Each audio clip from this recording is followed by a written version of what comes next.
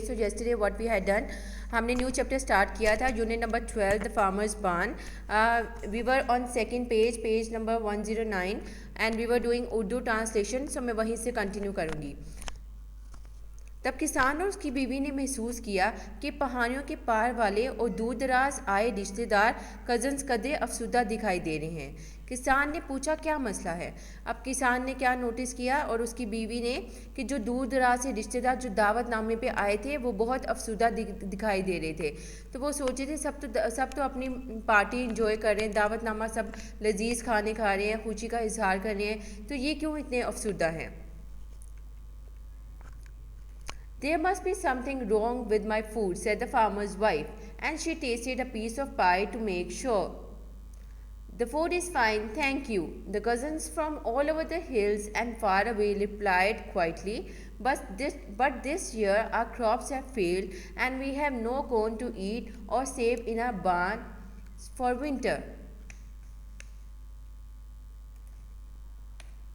अब इसमें क्या कह रहे हैं, किसान की बीवी ने कहा ज़रूर मेरे खाने में कोई गड़बड़ होगी.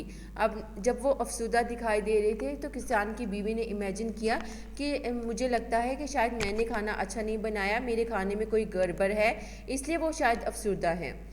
उसने तस्दीक करने के लिए पाई का टुकड़ा खाया. अब उसने क्या किया, उसको लग रहा था कि उसने शायद खाना अच्छा नहीं बनाया, खाने में थोड़ी गड़बड़ है, तो उसने क्या किया, पाई का टुकड़ा टेस्ट किया ताकि उसको लगे कि खाना उसने ठीक बनाया भी है कि नहीं.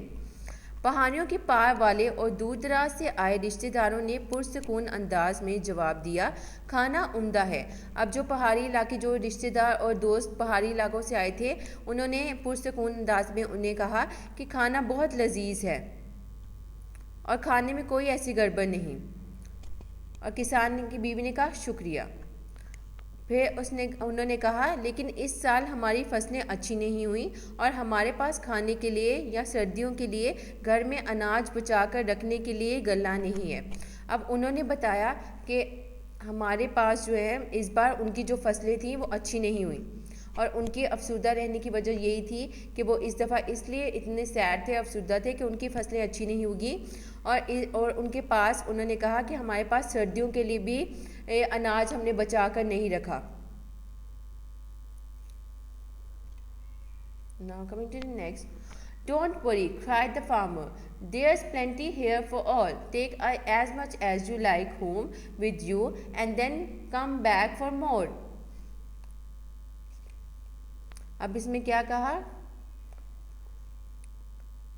किसान ने कहा बुलंद आवाज़ में कहा फ़िक्र मत करें, यहाँ सब के लिए काफ़ी कुछ है, जितना चाहें आप साथ घर ले जाएं और फिर आकर और भी ले जाएं. अब किसान ने उनको तसल्ली दी कि इस बार हमारा अनाज है वो बहुत अच्छा उगा है. तो उन्होंने कहा कि हमारे पास बहुत अनाज है, आप जहाँ से जितना लेके जाना चाहते हैं ले जाएं और अगर आपको और ज़रूरत पड़ती है तो आप वापस आकर और अनाज ले जाएं. When at last the food was finished and all the pots were cleared away, the cousins from all over the hills and far away took a stroll round the farm. And would you believe it, for the second time that day their faces began to look glum. अब इसमें क्या कहने हैं,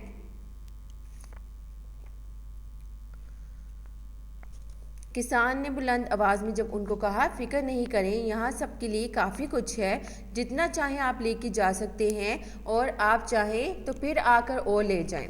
ये सुनकर पहाड़ियों के पार वाले और दूर दराज से आए रिश्तेदार बहुत खुश हुए और दावत का मज़ा लेने लगे. जब उन्होंने ये सुना कि किसान ने उनको कहा है कि आप जितना चाहें अनाज यहाँ से लेके जा सकते हैं और अगर आपको और ज़रूरत पड़ती है तो आप यहाँ से और अनाज लेके भी जा सकते हैं. ये सुनकर वो बहुत ज़्यादा खुश हुए और दावत का मज़ा उठाने लगे.